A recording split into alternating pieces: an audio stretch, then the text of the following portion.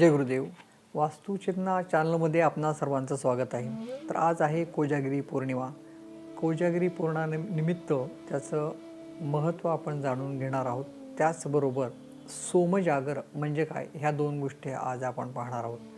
तर आपणा सर्वात माहीत असेल की या कोजागिरी पौर्णिमेची आख्यायिका म्हणजे देवी महिषासुराशी मर्दन करून 10 दिवस दमते, ती विश्रांती घेते आणि त्यानंतर कोजागिरी पौर्णिमेला जागृत होते आणि ती देवी जे जागृत आहेत त्यांच्यावरती कृपा करते असं म्हटलं जातं. तर खऱ्या अर्थाने जागृत असणं म्हणजे काय? जे जागरूक आहेत त्यांच्यावरती देवी कृपा करते म्हणजे काय ते आपण पाहूयात.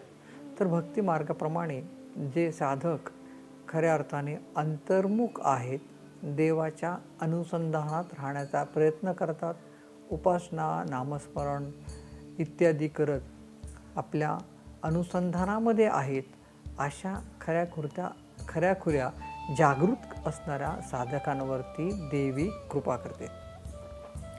तर हा झाला भक्ती मार्गाप्रमाणे. पुढे आपण बघूयात की कर्म मार्गाप्रमाणे जो कर्म केवळ करतो, त्याच्या कोणत्याही फलाच्या अपेक्षा धरत नाहीत, त्याबद्दल कोणत्याही कामना त्याच्याकडे नसतात.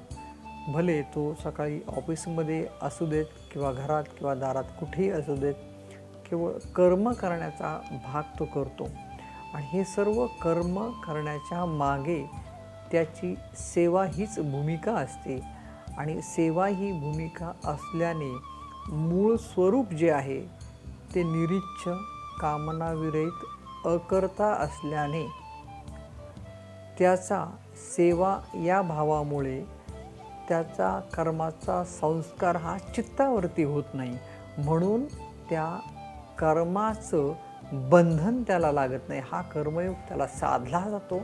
अशा प्रकारे जागरूक असणाऱ्या साधकांवरती देवी ही कृपा करते.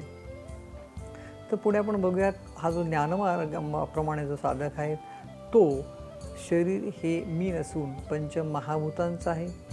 पंचमहाभूतांच्या तरळ भागातून हे मन बनलेलं आहे, तसंच बुद्धीही बनलेली आहे. म्हणून केवळ मनामध्ये होणाऱ्या अनुकूल आणि प्रतिकूल संवेदना ज्या आहेत त्याचा आणि माझा काहीही संबंध नाही या दृढ ज्ञानावरती होण्याचा प्रयत्न करत असतो. म्हणून जे काही संकल्प विकल्पाच्या पलीकडे गेल्याने त्याचा आनंदाकडे वाटचाली होत असते. त्याच्याही पुढं जाऊन जर का सांगायचं झालं तर तो साक्षीत्वाकडे म्हणजे सर्व ह्या इंद्रियामध्ये स्वस्वरूपाच्या प्रकाश किंवा शक्तीच संचरण होत असल्याने कर्म हे होत असतात. त्यांनी मी काही असं वेगळं काही केलेलं नसून ते स्वरूपच आहे यावरती तो दृढ होत असतो. तर अशा जागरूक साधकारावरती देवी कृपा करत असते. मग ती भक्ती मार्गातली व्याकुलता असू देत किंवा ज्ञानमार्गातील उत्कंठा आणि तीव्र जिज्ञासा असू देत की मी तुला जाणूनच राहील, या सर्व भावना ही सुद्धा देवीचाच एक भाग आहे. ही व्याकुळता, ही निधिध्यासन या शक्तीचंच एक अंग आहे. ज्ञानेश्वर माऊलींनी अमृतानुभवाच्या पहिल्या प्रकरणामध्ये शिवशक्तीचं जे वर्णन आहे, देव आणि देवीचं वर्णन आहे, त्यामध्ये सुद्धा अतिशय एकरूप अवस्थेत जाऊन सांगितले की अगं तुझं वर्णन मी कसं करणार, कारण समुद्र आणि लाटेचं उदाहरण देताना तुझं वर्णन करताना मला फक्त नाममात्र लाट असं म्हणावं लागेल, परंतु लाटेतील आणि समुद्रातलं पाणी जसं अभिन्न आहे तशीच अभिन्न अवस्थेतले वर्णन या पहिल्या प्रकरणामध्ये अतिशय सुंदरपणे केलेले आहेत. तर अशा या साधकांवरती देवी ही कृपा करते. कृपा मला मुद्दामून सांगावंसं वाटतं, मी हा प्रयत्न वेगवेगळ्या पद्धतीने सण, वार, व्रत यांचा आणि वास्तूचा संबंध घेऊन करत असतो.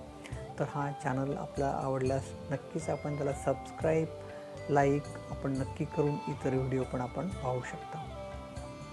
तर याचा भाग आपण शिवसूर्योदय शास्त्राप्रमाणे जर का आपण पुढे बघितलं तर तो योगीसुद्धा उजव्या बाजूने जी काही प्रवाह आपल्या नाकपुडीतून वाहतो त्याला पिंगला प्रवाह असं म्हणतात आणि डाव्या बाजूने जो काही श्वासाचा प्रवाह असतो त्याला इडा नाडी असं म्हटलं जातं. आणि इडा आणि पिंगल्याच्या शिवाय जो मध्यभागेतनं सुषुम्नेमध्ये आपला स्वर नेऊन तो जो योगी आहे तो धारणा, ध्यान आणि समाधीच्या माध्यमातून पुढच्या साधनेचा प्रवास करत असतो. हा जसा भाग योग मार्गामध्ये आहे तसाच वास्तूमध्ये सुद्धा मध्यपूर्व, आग्नेय, दक्षिण आणि पश्चिमेला हा पिंगला नाडीचा प्रवाह असतो. आणि त्याचप्रमाणे मध्य पश्चिमेपासून वायव्य, उत्तर आणि ईशान्येकडे आणि मध्य पूर्वेमध्ये हा चंद्र नाडीचा प्रवाह असतो.